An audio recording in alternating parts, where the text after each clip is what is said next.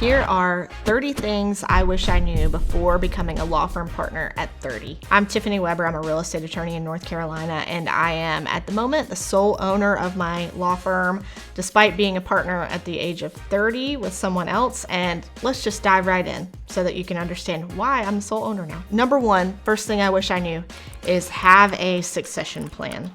And that is because less than 1 year into my partnership, my law partner died unexpectedly.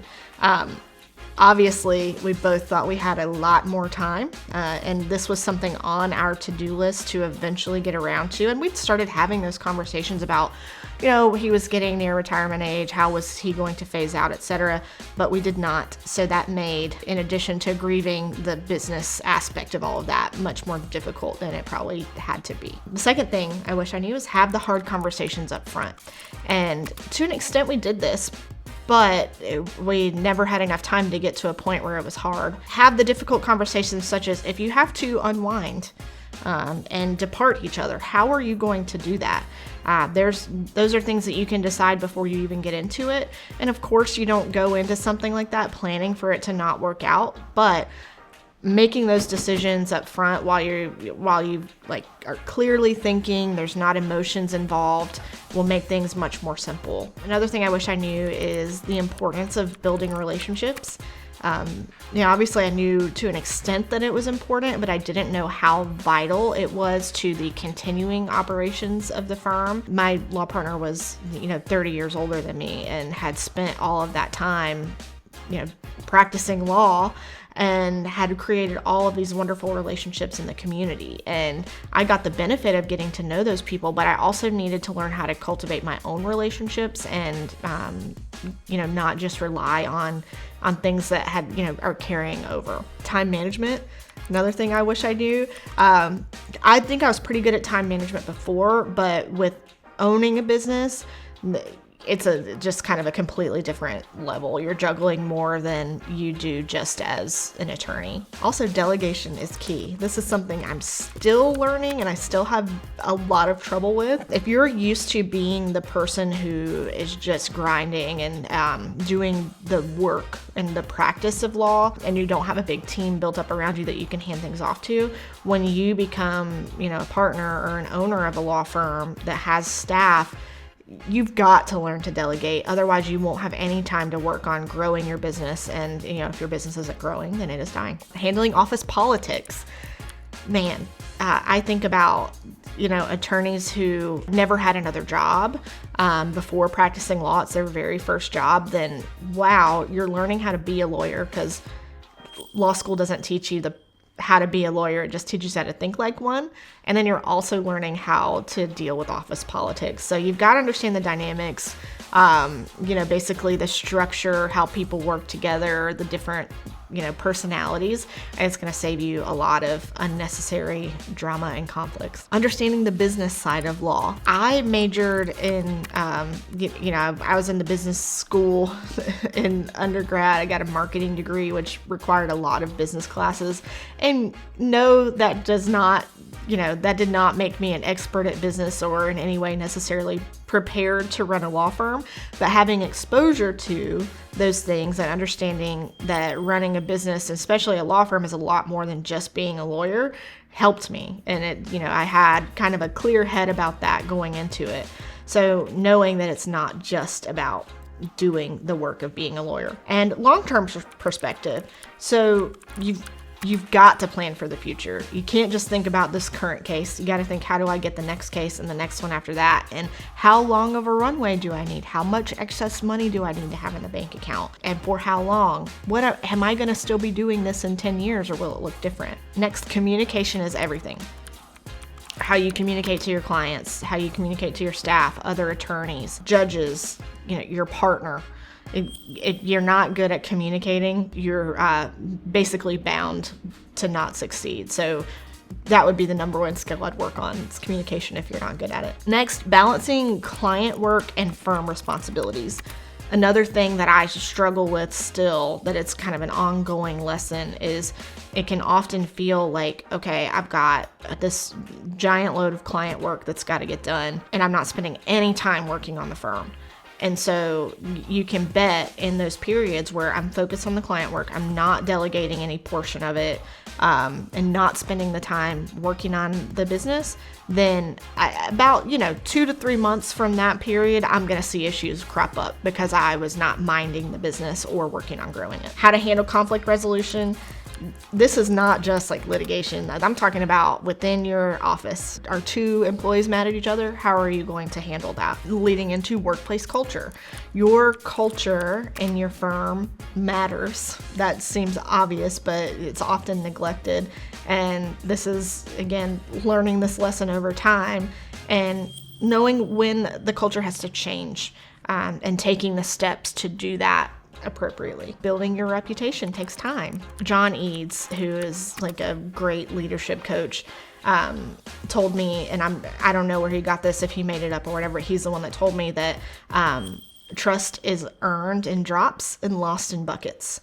So, you take all this time to build your reputation in drops, and then, you make a mistake that affects your reputation, you lose it in buckets. So, just think about the little drops you got to deposit to keep building your reputation. Learning to adapt.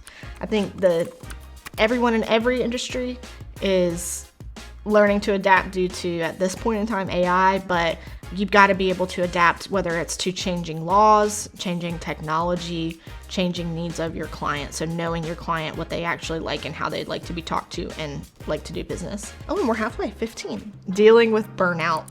Everybody probably experiences this at some point in your life, but if you are a partner in a law firm, you're probably going to deal with it more often than, people that don't have that level of stress in their life. So you've got to know how to recognize that you're on that path and start making adjustments, because once you get burnout, it's really hard to recover. You lose passion for what you're doing. The next thing is that the work is never truly done. And that's a good thing, because if the work is done, then we don't have jobs or businesses anymore. There's always something to do, whether it's working with the clients, figuring out your processes to make them better, dealing with your staff to help them grow. You're never done. The partner title doesn't automatically mean respect.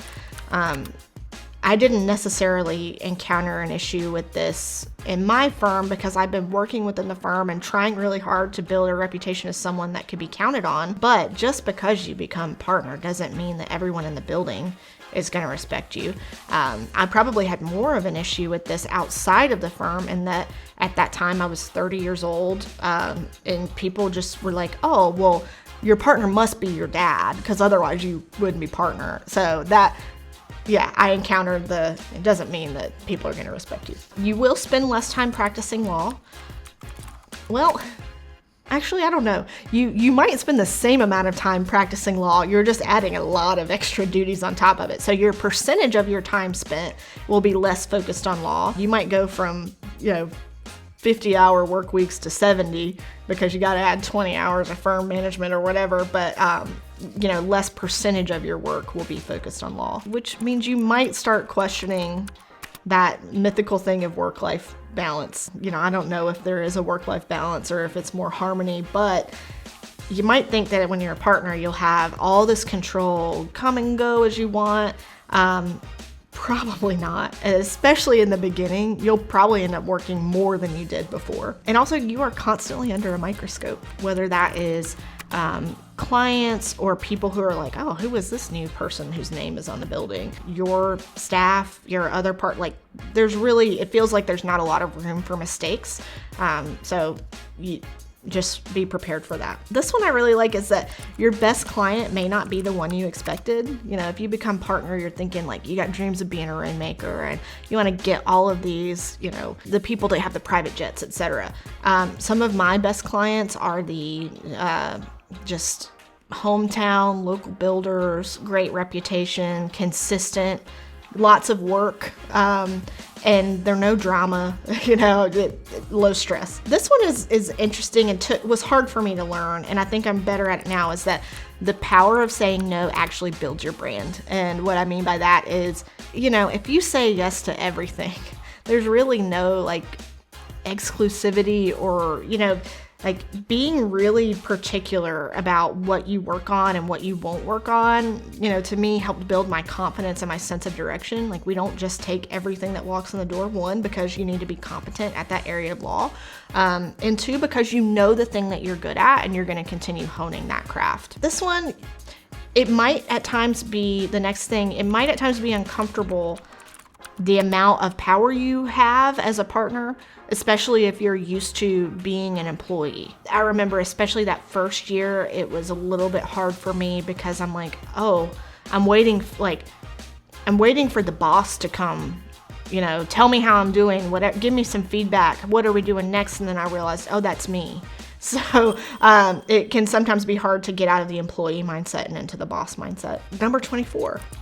If you're keeping count. The law doesn't always provide the right answer, and in that not every question you get asked has precedent.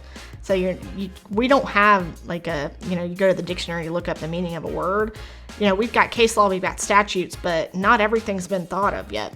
So you have to get comfortable with the fact that the law gives you a framework for making decisions, but there are gray areas that you have to live in, and you have to get comfortable making calls based on what information you have available to you and that you can get. Next, you will feel lonely at the top. Kind of the fewer people there are on your same level, the more lonely you will feel, because there's not as many people that can understand what you're going through and the stresses that you've taken on, or that the decisions you make, you have to consider. We're a small firm, but I have to consider 15, 16 people, and not just, if I was only in one department, my 3 people in my department. Partnership often involves failing publicly. And I don't necessarily, you don't have to have a YouTube channel when you become a law firm partner, so it doesn't have to be this public. But if you mess up, your firm's going to know about it, maybe even your community. So not all mess ups are catastrophic, and not everybody is comfortable with failure and learning from mistakes. But know that if you become a partner, that other people are going to know when that happens, and you got to get comfortable and learn how to move forward. Your firm's reputation not just can become your burden, but is your burden. It's your firm. So, while you are not the business, there's some separation with an entity there. It's your name, it's your personality, the way you do business, the way you treat other people that helps build your firm's reputation. And in that, because of that, rejection becomes more personal. So when people don't like your firm based on its reputation, and you are the reason the reputation is what it is, it feels like it's because they don't like you. And sometimes that is what it is. They just don't like you. And that's okay. But if you're not used to that, it stings. It gets better over time. You will become a buffer for other people's frustrations. So, and especially in an organization as small as mine and as flat as mine, we don't have a lot of hierarchy. I become the therapist, the sounding board, the so-and-so didn't do this right and then it hurt me, hurt my workflow. So, hearing a lot of venting. You will have to let go of perfect.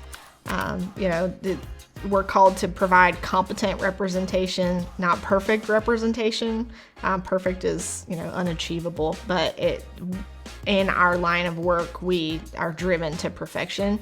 And at a certain point, especially when it comes to managing the business, less so with the practice of law, you'll have to learn that a lot of times, like 80% ready, you just have to go with it. If you wait until it's 100% ready, you just will never do it. And some bonus ones, your network becomes your lifeline. So if you don't have a network, then, I can only imagine that after my law partner passed away suddenly, if I didn't have a network, how much worse it would have been.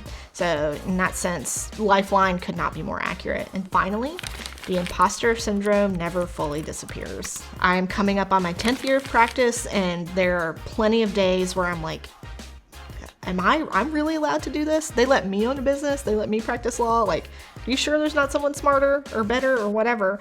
And I think that's something we all deal with, but I wish I knew that before getting into it, that, hey, it's always going to be that way. I think I would have adjusted faster. And these are the 32 things I wish I knew before becoming a law firm partner at 30.